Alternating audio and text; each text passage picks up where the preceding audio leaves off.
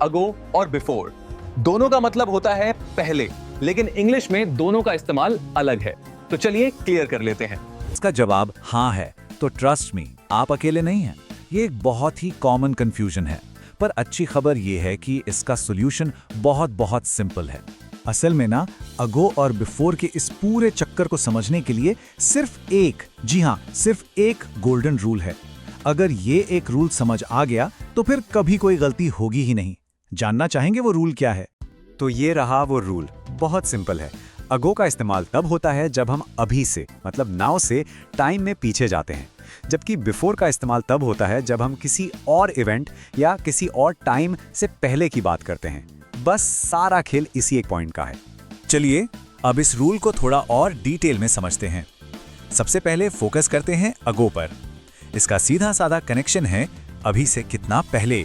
तो याद रखने वाली बात यह है कि अगो का स्टार्टिंग पॉइंट या रेफरेंस पॉइंट हमेशा नाउ होता है, मतलब वर्तमान का पल। और हाँ, ये हमेशा सिंपल पास्ट टेंस के साथ ही यूज होता है।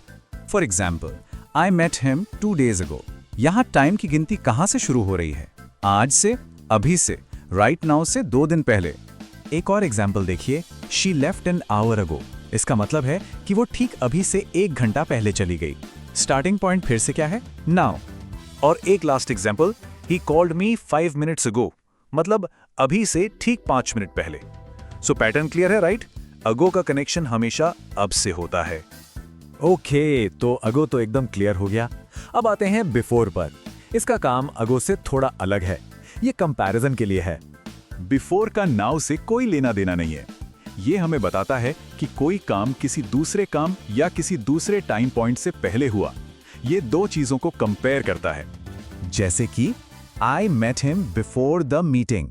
यहां हमारा रेफरेंस पॉइंट अब नहीं है, रेफरेंस पॉइंट है द मीटिंग। मैं मीटिंग शुरू होने से पहले मिला। एक और बढ़िया एग्जाम्पल है, she had left before I arrived. यहां 2 एक्शंस कंपेयर हो रहे हैं, उसका जाना और मेरा पहुंचना, और वो मेरे पहुंचने से पहले जा चुकी थी। सी कंपैरिजन। और इंटरेस्टिंग बात यह है कि बिफोर सिर्फ पास्ट के लिए नहीं है, फ्यूचर के लिए भी यूज होता है। जैसे finish your work before 5 PM। यहां रेफरेंस पॉइंट फ्यूचर का एक टाइम है, शाम के 5 बजे। ऑलराइट, थ्योरी तो समझ आ गई। अब प्रैक्टिस पर आते हैं। चलिए कुछ कॉमन मिस्टेक्स देखते हैं जो अक्सर हो जाती हैं, ताकि हम सब उनसे बच सके।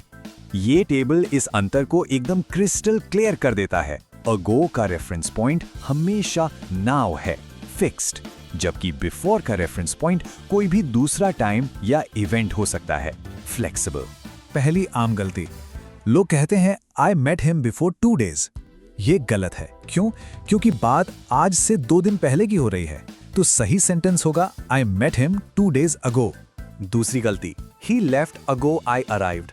ये सुनने में ही इनकम्प्लीट लगता है, राइट? क्योंकि यहाँ 2 इवेंट्स कंपेयर हो रहे हैं, इसलिए सही तरीका है ही लेफ्ट बिफोर आई अराइव्ड। और आखिर में डू इट अगो 5 PM। ये भी गलत है।